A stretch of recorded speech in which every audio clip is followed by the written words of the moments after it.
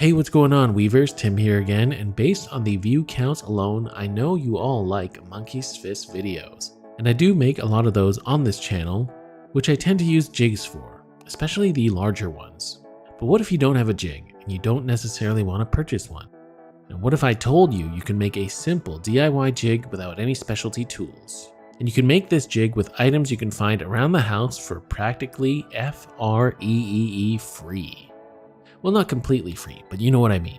So to start off, we have some cardboard and 4 chopsticks. You can use pencils, skewers, or dowels too, whatever you have. You'll also need a glue gun or some strong glue. However, you can also use rubber bands if you don't have any glue on hand. Now I've got 2 squares of cardboard, larger than my core, and if you want this to be a bit sturdier, you can glue 2 pieces together on each side. I'm going to double up my cardboard for this example.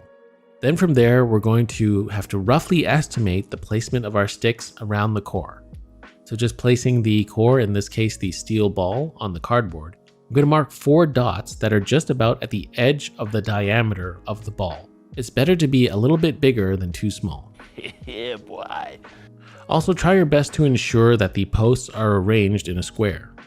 With my points marked, I'm going to pierce holes through both squares of the cardboard. And from there, I can poke the sticks through one side, and then I can poke the sticks through the second side as well.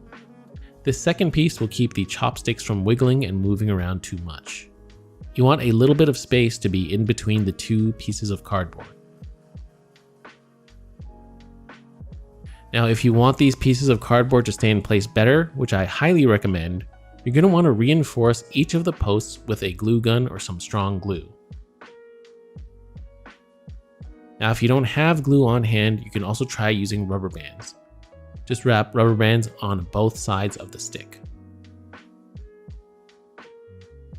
Now from here, we can use this just like a regular Monkey's Fist jig and place the core within the 4 posts, and we can proceed with the same method as using a regular jig. Now I do have a video on how to use a 4-post Monkey's Fist jig, so you can check that out if you're unfamiliar with using one. I'll link it in this video and the description box below. Using this type of jig with a heavier core is a bit trickier as it won't stay up, but you can always weigh it down on one end or hold it with your offhand. The method is exactly the same as a standard jig, and after using it, it works like a charm.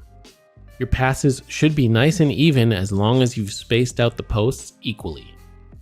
And the only downside for a DIY jig like this is that it's tailored to a specific size. But considering how readily available the materials are, you can easily make different jigs for different size cores. And hey, at the end of the day, it does work. So for those that don't have a jig and aren't sure if they want to invest money in one, this is a very cheap alternative that you can try out to see if you like it. Of course, a well-made jig is far better, but this can give you an idea for sure. So definitely try it out if you've been looking to get into Monkey's Fist jigs, and let me know.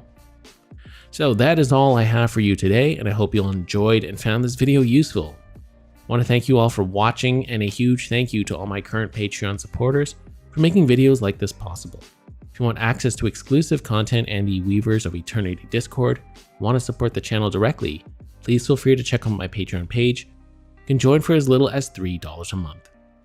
You can also support the channel by liking the video, commenting, and subscribing. If you enjoy the content here, please feel free to check out what I have to offer on the rest of my channel.